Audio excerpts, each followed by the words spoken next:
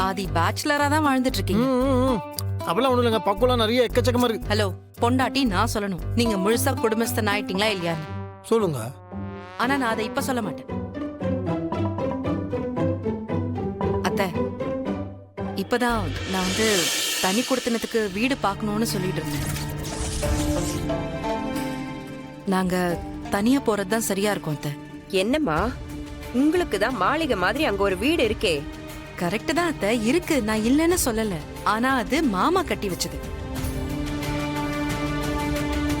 உங்க பிள்ளைக்குன்னு ஒரு அடையாளம் வேணும்ல. நான் வந்ததுக்கு அப்புறம் அப்படி ஒரு அடையாளம் அவருக்கு உருவாகணும்ல. அப்பதானே நான் நல்ல பொண்டாட்டின்னு பேர் வாங்க முடியும்.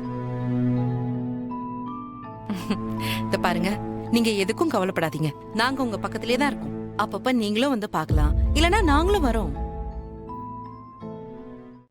இன்றே டவுன்லோட் செய்து உங்கள் ஃபேவரட் ஷோக்களை என்ஜாய் பண்ணுங்க.